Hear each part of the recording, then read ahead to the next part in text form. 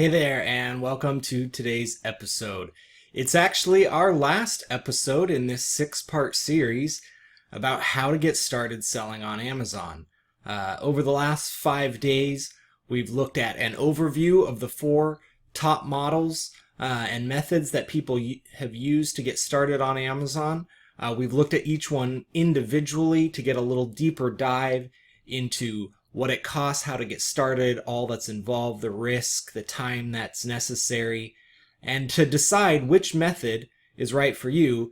So today, we're going to go a little bit more deeper into you and to take a look back at each one of those things and see how they might apply to you so you can decide how to get started. I hope you enjoy today's episode. So our Amazon personal assessment. How we can assess our own personal circumstances, your circumstances, and decide which one of these methods is right for you. One specifically, one hybrid, whatever we need to do so that you have the best foot going forward, the best opportunity to make this work for you. So again, let's take a real quick look at our 4 methods. Now we've covered them in depth already: private label, dropshipping, retail arbitrage, and wholesaling. But we really want to get back into what's the difference between these, what's the cost difference, what's the time difference, the attitude we need to have toward it, what we're actually going to be doing, because those things really make a difference for us. Okay? So again, private label. We're creating a product or a brand all the way from start to finish, idea all the way through execution and growth. Okay?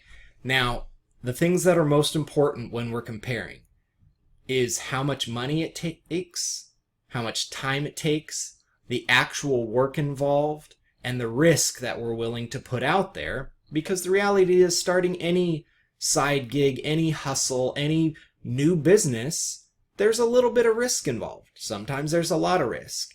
And it's up to you to decide how much you're willing to do. It's also up to you to mitigate that risk. How can you bring it lower? Which things are you willing to go a little bit more out on a limb for? So with private label, for the most part, this will always take the most upfront capital. Now, I'm not talking $100,000. We'll get into more of the specifics later. But you can't really start a private label business for $100. You can, but if you really want to start a private label business because you want to grow it and expand it and have a real full-fledged business, it's going to take more capital up front. It's also going to take the most time because you're doing everything from start to finish. Many of the other methods cut out at least 1 or 2, or some of them even 3 or 4 of the steps because it's already done for you on Amazon. Not with private label. You have to do everything from start to finish. And that can be overwhelming for some people. Some people love it. You are responsible, as it says, for all the moving parts.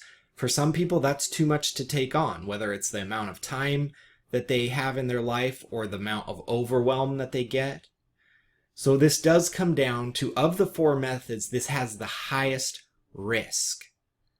But the reward for that is it also has the highest possible profit margins for your products, for your brand, and in the end, you have created a business, an entity, a saleable asset. So let's say you launch your first product and you get it to selling a couple $1,000s a month or up to $10,000 a month, and then you release a second product that's related to it and a third product related to it. You can often sell that brand for a year's worth of revenue, 2 years, 3 years, 4 years, 5 years, 12 years. It depends on all the work you've put into it and how valuable you've made that brand. But it can be literally retirement money in one lump sum and you're done. That is an appeal of private label that most people don't talk about because it seems too far off in the future. But if you're the type of person that looks way off down the future at that instead of right now, then private label might be the way to go for you. Dropshipping. You're selling either branded or unbranded products that are going to be shipped directly from whoever your supplier is to your customer. Now, there's not a lot of upfront capital, mainly because you're buying a product and then paying for it from the supplier, shipping it to the customer, and then you're getting paid from Amazon within 2 weeks. There's a large availability of products to choose from, but this one, even though it costs less, it takes a lot of time too, because you have to find the products, you have to find the suppliers. If you're doing unbranded, you have to create listings, you have to track every order, make sure they're in stock, and make sure the inventory is available at your supplier and that they're getting shipped out on time and delivered to your customers. There's a lot of tracking to do. So you've lowered your risk from private label down to a medium, but now you have to be worried about Amazon customer shipping metrics and things like that you don't have to worry about when you're doing private label, because Amazon takes care of all those things through their shipping. So maybe you don't have a lot of capital, but you're willing to still take a little bit of risk, and you're willing to put in the time to do all these things, the tracking and so on. Maybe dropshipping's for you. Retail arbitrage.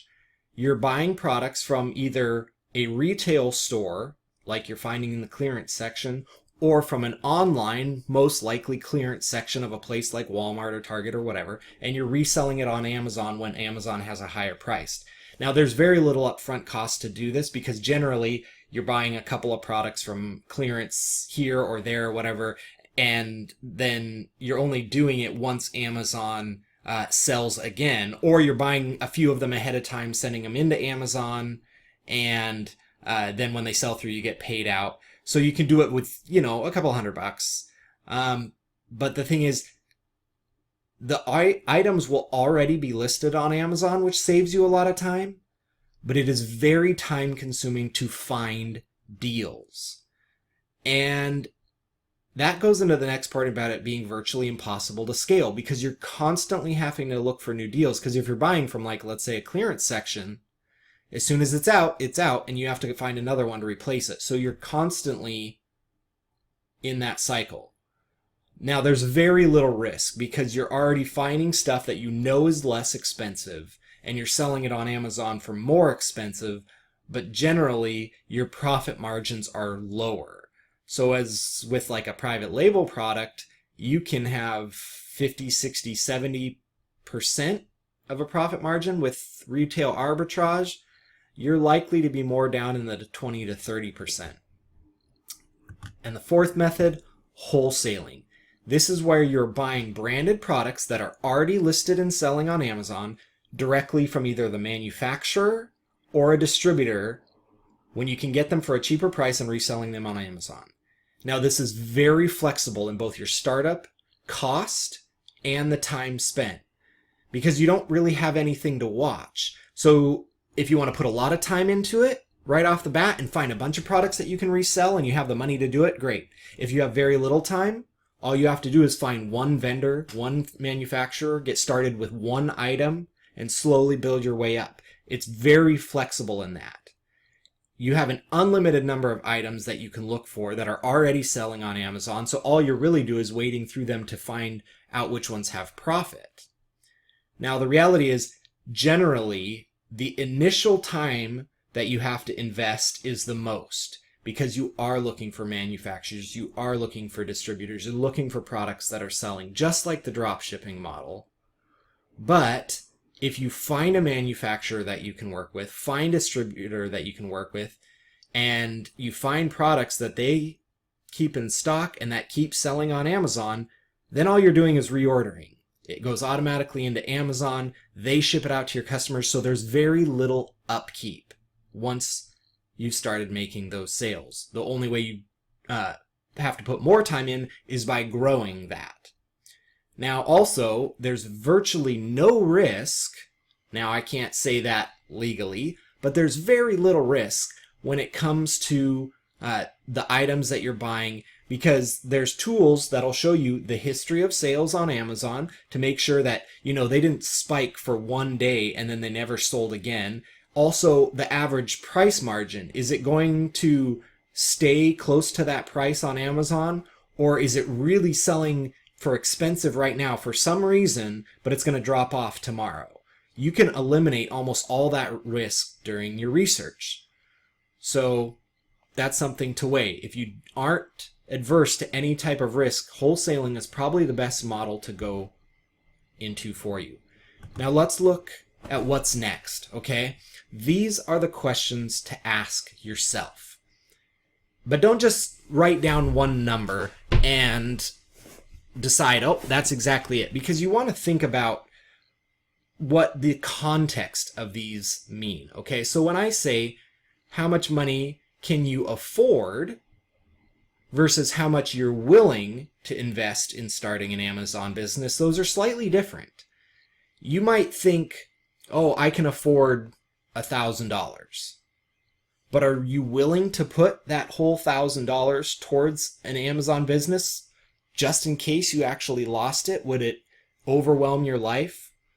You don't want to be taking, money that's going to pay for groceries off the table, especially if you're in a very difficult period with either the loss of a job or things like that. You want to be considerate of that, because the reality is you don't have to build this business overnight. You can take the time to scale it up. But also don't get trapped into the idea of, oh, well, I can only afford this, when you're willing to be one of those people that hustles and goes out and puts yourself on a limb. Let me tell you just a little story really quick. When I started selling on private label, I could afford about $300. I would have never started. But I believed in myself, and I believed in the system I was about to follow, because I had been in business enough to see the end goal and knew that all I had to do was really work at it and I would be successful. So what I did is I went and borrowed money, which that's a risk thing that you have to be willing to take as well, of whether you think that's wise or not, and put it all into the business. And then as soon as I sold my products, all that money went back into the business. And then it was growing so fast that I had to borrow more money and put that back into the business and back into the business and back into the business. And I was still working full time. I didn't even stop working full time until my business was already making $50,000 in sales a month. Now that might sound enormous, but I was having to keep up with the cash flow of it. Now that was me personally. That doesn't mean that's your situation. But you have to be able to willingly assess that. Also be realistic. How much time each week can you and will you invest into growing your business? Let's say you work a 9 to 5 Monday through Friday. Are you willing to work every night or just a couple nights a week? Are you willing to work on the weekends or not? That really comes down to the third question of, are you building a business or a side hustle? And there's nothing wrong with either of those answers, because that's up to you, and I'm not here to tell you how to live your life. If you just want a side hustle where you put in a couple hours a week, to make a couple $100 extra a month by, maybe finding a manufacturer doing wholesaling or just doing a few drop shipping or arbitrage products, that's great. That's fine. But if you're serious about building a business, you might have to consider the sacrifice of, putting in a couple hours every night, spending in each of your weekends for a little while getting this done. When I started, I worked for FedEx, and we were right in the middle of the Christmas season. I was working 6 days a week from 8 a.m. till 10 p.m. because that was the legally allowed amount of time for someone that professionally drives in my state. Then I was going home, and for 2 hours I was working on my business because I wanted this to happen fast. During that Christmas season, I put in all that time. I still worked my 1 day off, and I had a $10,000 a month business within the first 2 months, despite working during the busiest time of the year. Now that isn't to brag. I was just saying that's what I was willing to do because I wanted out of my situation. I didn't like my situation. Maybe you like your job. Maybe this is just something you want to add to it so you could have a little extra spending money or go on an extra vacation. Maybe you want your spouse to cut down a day or two a week. But if you want this to become your business, to become your retirement income or something bigger, then you need to consider the time and expense you're willing to put into it. Now, the last I put is how risk tolerant am I? My way of doing it at the beginning was risky. I went all in. The money that I was borrowing, I didn't have a way to pay back if I didn't make a success of this. That, for me, put a pressure on me to force me to keep going. Now, some people have the personality where all that will do is paralyze them. And that's okay. You just need to know what is right for you. Will it motivate you or will it cripple you? And then make your decision based on that. So let's look at this little best fit for me checklist that I made. I apologize, I am definitely not a techie, so I don't know how to make this all pretty and whatever, but I just kind of gave you some things that you can look at. So let's look over these, okay? We have private label, drop shipping, retail arbitrage, wholesaling, and then how much money, how much time, the actual work that needs to be put in, the risk involved, and this is kind of up to you, what I call the other factor, and we'll talk about what some of those things are. So with private label, it's going to cost you probably somewhere between $500 to $5,000 for your initial startup cost. This means collecting samples from manufacturers, buying your product, getting a logo created, getting it shipped to Amazon, all that stuff to really get started so that you can build a business. And then you're going to most likely have to reinvest the profits that you're making from your sales to keep ahead of your inventory for 6 months up to a year. That's if you're going to build a big business that you want to keep growing, okay? It does take 10 to 20 hours a week if you're going to really pour yourself into it initially to get it up started. But then the cool thing is once you have a product up and it's really solidified in Amazon and it's selling, it doesn't take a lot of upkeep. And that's a really nice part of this business. I have products that have been selling for years that all I really have to do is reorder the inventory. Now the work is literally doing the researching of products, sourcing from manufacturers, getting pictures done, building the listings, launching it, everything start to finish. Your risk, you could completely fail. That is a possibility. It's not likely if you follow good instructions and so on. You'll at least most likely make your money back. Most people do, as long as they don't go after something that's completely impossible for them to start without a $100,000 budget. Don't go try and compete with iPhone. But the reality is you can build a multi-million-dollar brand on Amazon in a year. I personally know people that have done it. My first year, I made $318,000, and I knew nothing prior to that. Then you want to look at what I call the other factors. What skills do you bring to the table? So do you maybe have some photography experience? Do you have some experience in manufacturing? Are you really into some type of hobby that you know there's a product out there that you could really get behind and sell? And also, can you handle waiting to take the profits? Because you really need to invest back into this business to grow it substantially. Are you the type of person that's willing to wait for the reward down the end? Now with dropshipping, much less, $100 to $500, because you're basically buying the product as it sells.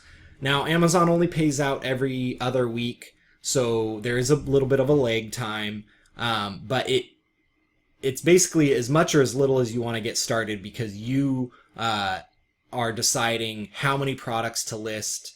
You're already doing your research on how much, how often they're going to sell, and then you just buy it and have it shipped to the person.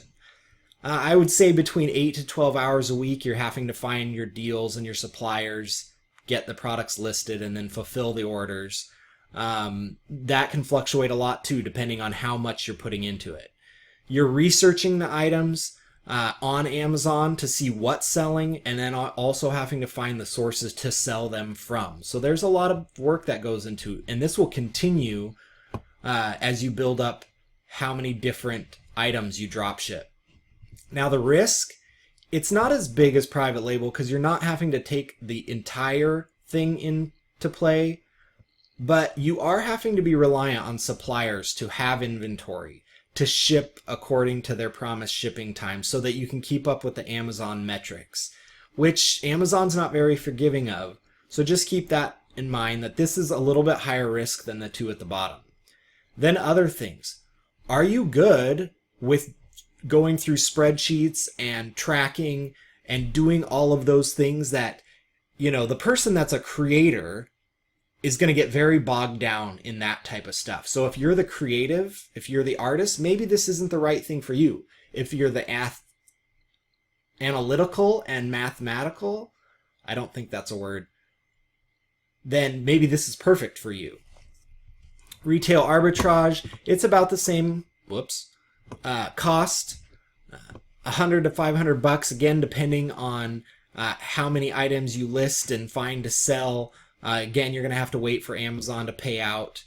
Maybe a little bit less time, but you're going to have to keep up finding new deals. This is the reason is these items are already listed on Amazon, but you're having to always look for deals. If you're doing it offline, you're constantly having to research and go into stores to see what they have on clearance. If you're doing it online, as soon as something sells out, you're having to find a new deal. So your risk factor, it's very low because you're finding stuff that's being cleared out, so it's cheap and already know it's selling on Amazon, but this makes it very hard to scale. You're not going to build a, multi-million-dollar retail arbitrage business because there's just too much for you to do on your own and your deals are constantly falling through. So if you don't mind doing a little bit of upkeep to take the risk out, knowing your products are going to be selling on Amazon, then retail arbitrage might be the way to go. Your other factor that I like to look at is what I consider, am I just creating another job for myself? Okay. If you ask most people, they want a side gig or a side hustle, not because they just want to make more money, but they want to be able to make the type of money that, happens when they sleep, so to speak, so that they can actually make more per hour than the actual hours invested.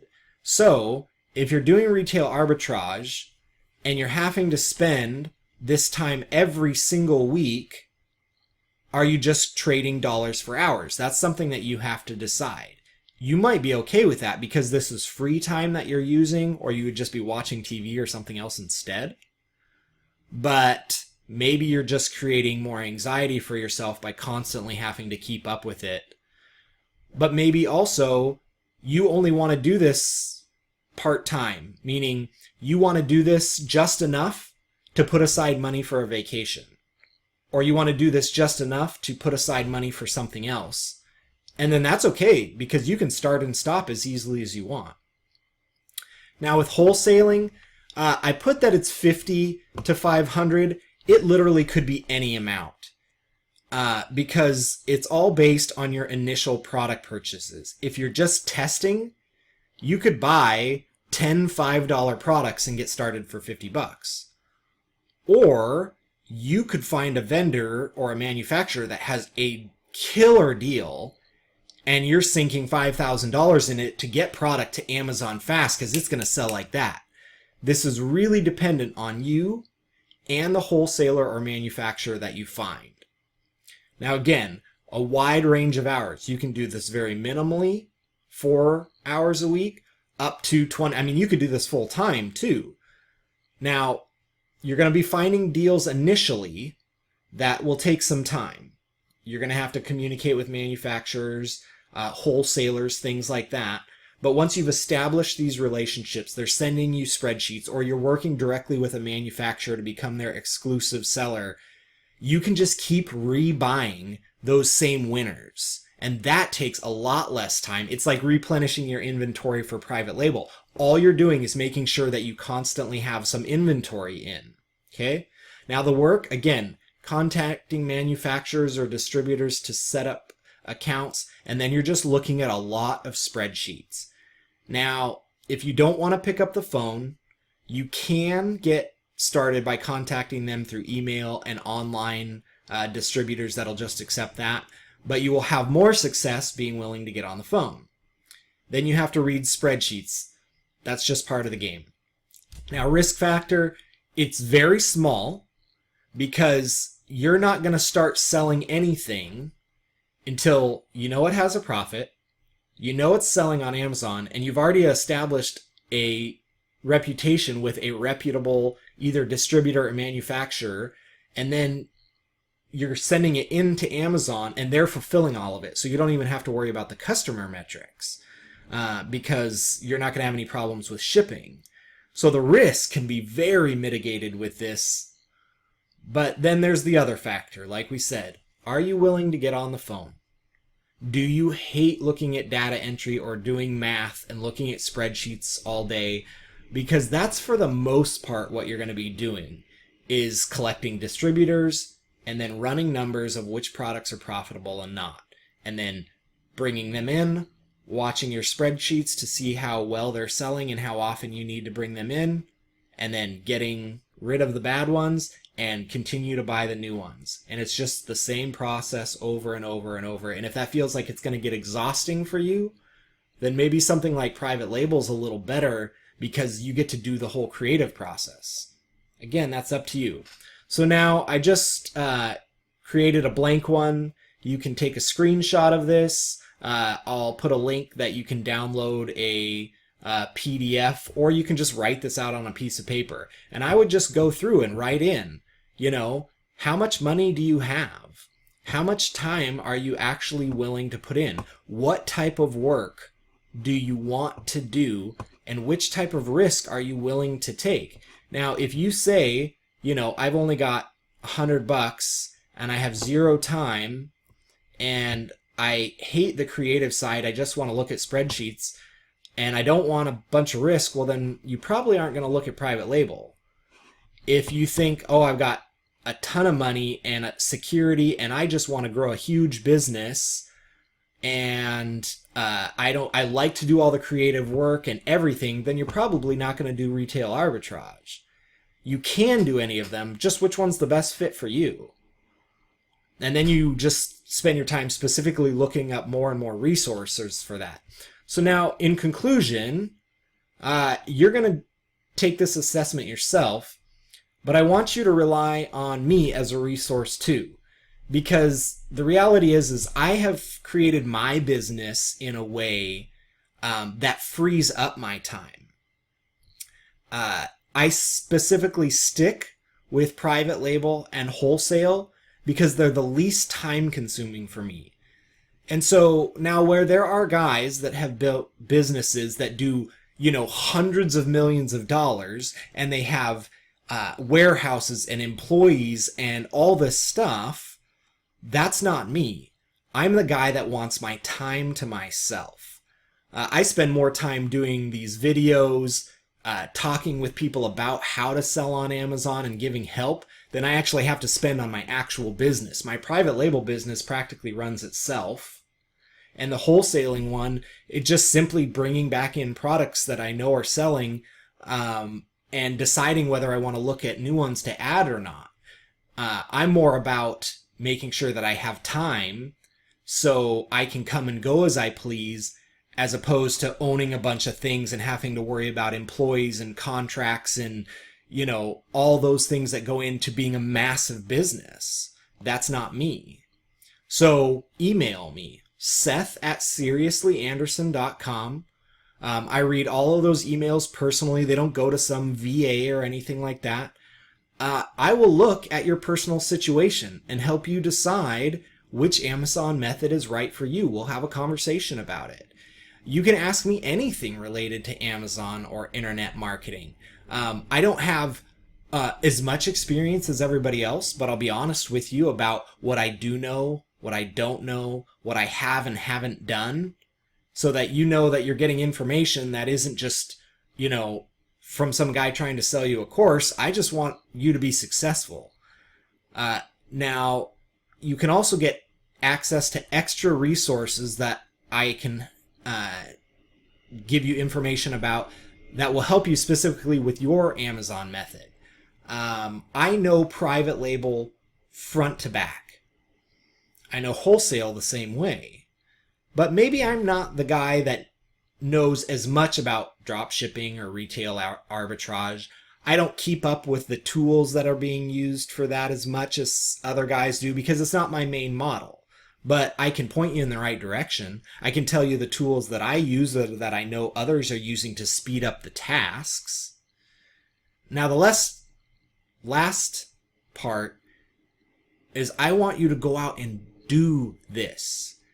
If you've enjoyed these episodes, if you've enjoyed this series and you're excited about it, don't stop now. The only way this is of any benefit to you is if it gets you to take action. So now you've been a student.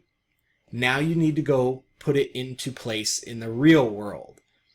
You could watch 1,000 hours of selling on Amazon, but until you sign up for an account and you bring a product to Amazon or list a product for dropshipping or whatever, it's not going to do you any good. You're not going to make any money just from the knowledge between your ears. So go out and do something. And please reach out to me anytime. Comment if you see this on YouTube or Facebook or whatever. I just want to point you in the right direction and enjoy the ride. I've met so many thousands of entrepreneurs over the last 5 years, either in person or virtually, that we've changed each other's lives. And maybe sometime I'll introduce you to some of them.